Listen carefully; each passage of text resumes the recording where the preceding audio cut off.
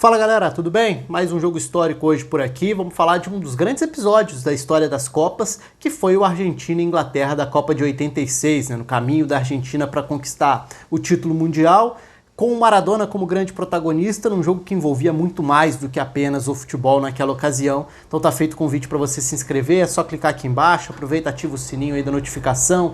Sempre nesse período de quarentena, um vídeo todo dia às 4 da tarde, um vídeo novo de uma análise de jogo histórico, e você está mais que convidado também para deixar aí nos comentários não só a sua curtida, mas a sua sugestão também, além dos comentários sobre o jogo em questão, deixar aí a sua sugestão de outras partidas, de outras grandes batalhas, episódios históricos do futebol. Por enquanto tenho focado muito nas Copas, já postei vídeo de Eurocopa também, alguns de Champions, mas vale de tudo um pouco aí pra gente tentar, claro, à medida do possível, assistir, reassistir em alguns casos e postar as análises por aqui também.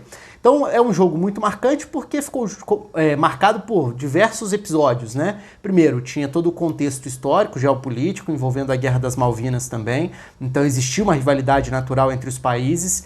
O Maradona foi o grande personagem daquela Copa e esse foi um jogo em que ele foi um personagem de todas as formas possíveis, porque foi o jogo do gol do século, foi o jogo do gol de mão, da mão de Deus. Então são tantos os pontos, né, que naturalmente esse jogo entra na lista de partidas históricas, de jogos importantes na história das Copas. Não necessariamente por ter sido uma grande partida, isso é importante dizer, porque não foi um grande jogo, nem era muito a característica também dessa Argentina do Bilardo na Copa de 86, então era um time muito montado para que a qualidade técnica dos homens de frente decidisse, evidentemente muito do Maradona, mas também com o Valdano, com as chegadas do Burruchaga, alguns dos principais nomes do meio para frente dessa seleção argentina. Nesse jogo especificamente, o talento individual do Maradona foi chave para a gente entender por que o placar ficaria no lado da Argentina. Porque foi um jogo travado, então os dois goleiros trabalharam pouco. No início do jogo a chance mesmo foi da Inglaterra, até numa saída errada do goleiro argentino, então isso permitiu que a bola sobrasse para um chute para fora do Peter Beardsley, que era o segundo atacante, jogava próximo do Gary Lineker, mas circulando, caindo pelos lados, voltando para ajudar como um meia a mais, enquanto o Gary Lineker ficava mais como essa ameaça que caía pelos lados do campo, que tentava incomodar uma Argentina que era muito bem protegida, né? Então, olhando para os sistemas de jogo, se do lado da Inglaterra, duas linhas com 4, mais um atacante móvel ao lado do Gary Lineker, que era um goleador, mas não era uma referência parada, era um jogador que também se movimentava, mas o Peter Beardsley, que teve diferentes momentos da carreira, né, como meia aberto, como meia central, como atacante, nesse jogo especificamente, jogando como um segundo atacante, próximo do Gary Lineker.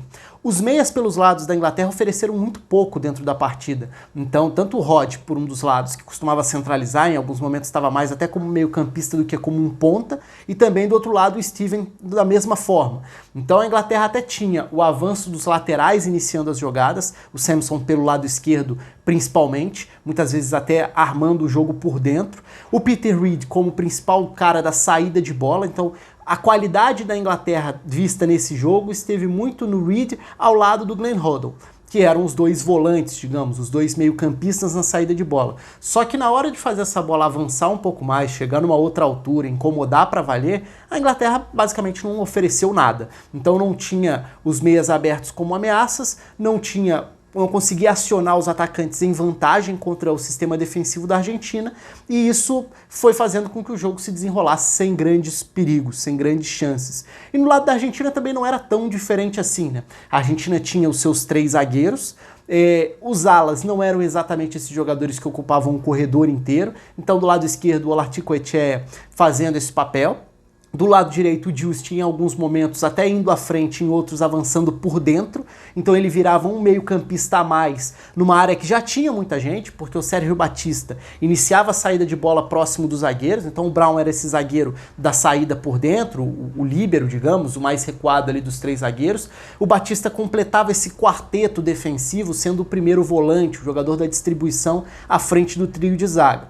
Os alas não eram necessariamente jogadores que iam à frente para abrir o campo, para atuarem espetados como pontas. Então o que a Argentina tinha ofensivamente mesmo era muito nesse jogo entre o Héctor Henrique para jogar por dentro como meio-campista e depois continuaria na seleção, ele ao lado do Burruchaga, e esses dois se alternavam como os jogadores de maior suporte à dupla de frente. Então era uma Argentina que marcava com muita gente e que se protegia bastante, era um estilo mais conservador mesmo, mas que tinha muita qualidade para desequilibrar na frente, porque numa bola que tivesse espaço, que encontrasse o mínimo espaço, o Maradona arrancaria, o Maradona desequilibraria, o Valdano tinha qualidade demais ali na frente, eles se procuravam, o Burruchaga se lançava à frente para virar uma opção a mais. Então a Argentina tinha sim qualidade para decidir jogos, mas também era um jogo que se baseava muito na capacidade de se defender para não sofrer tanto e para conseguir sustentar um time que, dando conta lá atrás, lá na frente teria quem desequilibrasse, e foi um pouco da história da Copa. Então, olhando para o jogo, eu falei de uma chance que a Inglaterra tem logo no início, mas o primeiro tempo se desenvolve sem grandes oportunidades para qualquer um dos lados. A Argentina chega a ter no início do jogo uma boa arrancada do Maradona, que é parado com falta. No final do primeiro tempo, uma boa arrancada do Maradona, que vira um escanteio, de uma chance de uma bola rebatida.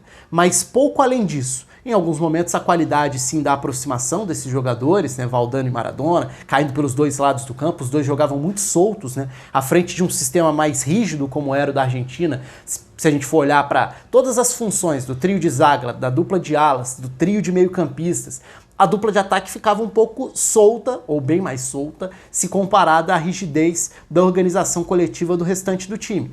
E isso funcionou se a gente pensar que a Inglaterra não conseguia criar chance.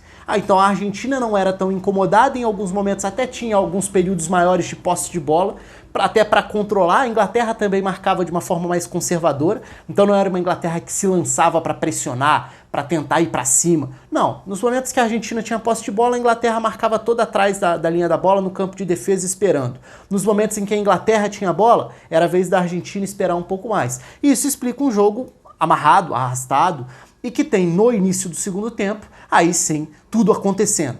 E tudo acontece a partir dos gols do Maradona.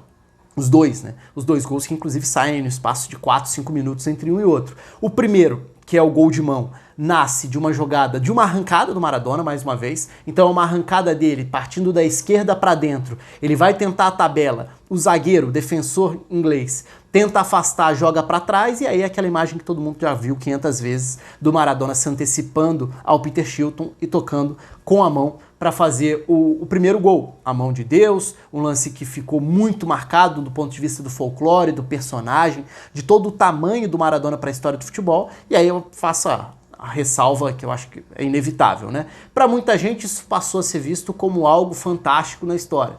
Eu não consigo ver um erro claro de arbitragem como algo fantástico para ser valorizado. Isso pode aumentar o lado do mito Maradona, do folclore do grande jogador histórico, da referência que é o Maradona historicamente e de tudo que ele representa para a Argentina.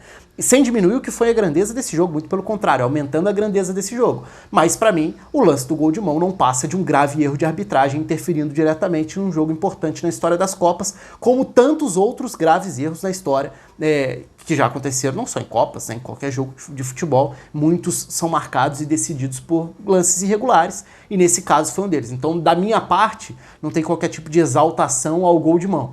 Teve sim o Maradona conseguindo driblar a arbitragem, driblar todo mundo num período em que a tecnologia ainda não existia no futebol, ainda não era permitido, obviamente, estava muito distante disso. Então a Inglaterra sai atrás, a Argentina sai na frente com a esperteza, a malandragem e a trapaça, por que não, do Maradona para fazer o primeiro gol. Agora, o segundo, e ele sai logo na sequência, aí já é brilho puro, talento espetacular de um dos maiores jogadores da história do futebol, porque aí é aquele grandíssimo gol do Maradona, que no meio de campo, né, depois de uma bola perdida pela Inglaterra, a bola sobra para ele, e aí vem o primeiro giro, que é até inclusive para cima do Peter Reid, que ainda tenta seguir na jogada, depois ele passa pelo Fenwick, passa pelo Butcher e vai sair de frente pro gol, depois de uma série de dribles para fazer aquele golaço espetacular. Esse aí não tem o que contestar, é talento puro, é qualidade, e é o que desequilibrava esse jogo, né? Então se o primeiro gol sai ainda de um contexto de um jogo equilibrado, amarrado, sem tanta graça, o segundo gol já é o ápice do brilho individual para decidir uma partida,